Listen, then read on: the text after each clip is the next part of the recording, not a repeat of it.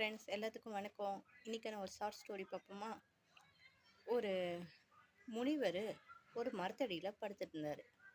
அந்த பக்கமாக ரெண்டு பேர், ரெண்டு பொம்பளைங்க நடந்து போனாங்க தண்ணி பிடிக்கிறதுக்கு. அதில் ஒரு பொம்பளை பார்த்துட்டு, பாவம் முனிவர் படுத்திருக்காரு, அவரை டிஸ்டர்ப் பண்ணாமல் நம்ம அந்த பக்கமாக போகலாம். இன்னொரு பொம்பளை, அவர் முனிவர் முற்றும் திறந்தவர்ன்றாங்க, ஆனால் அவர் சொகுசாக மரத்தடியில் அழகான நிழலாக பார்த்துட்டு தலைவாணிக்கு அந்த வேரில் தலை வச்சு படுத்துட்ருக்காரு, இவர் ஒன்றும் முற்றுமே திறக்கல அப்படின்னாங்க. இது கேட்ட முனிவர் அடுத்தது கீழே இறங்கி அந்த வேர்லேருந்து கீழே இறங்கி படுத்துட்டாரு. திரும்ப பார்த்துட்டு, பார்த்தியா நீ எல்லாத்தையும் சொன்னியே, அவர் பார்த்தியா இப்போ கீழே இறங்கி படுத்திருக்காரு அப்படின்னு சொன்னோன்னே, அதுக்கு அந்த பொம்பளை, நம்ம சொன்னதை கேட்டுட்டு அவர் கீழே இறங்கி படுத்திருக்காரு, மற்றவங்க யார் என்ன சொல்கிறாங்கன்னு கவனிச்சுட்டு இவர் வாழ்றாருன்னா இவர் எப்படி முனிவர் ஆவார் அப்படின்னாங்க. இதே போல் தான் நம்ம வாழ்க்கையில் மற்றவங்க என்ன சொல்கிறாங்க நம்ம பார்த்துட்டு வாழ்ந்தால் நம்ம வாழ்க்கையில் சக்ஸஸே ஆக முடியாது. நமக்கு என்ன தேவை அதை நம்ம கரெக்டாக சூஸ் பண்ணிவிட்டு அந்த வேலை போய் நம்ம கேரியரை சூஸ் பண்ணிவிட்டு வாழணும். ஓகே.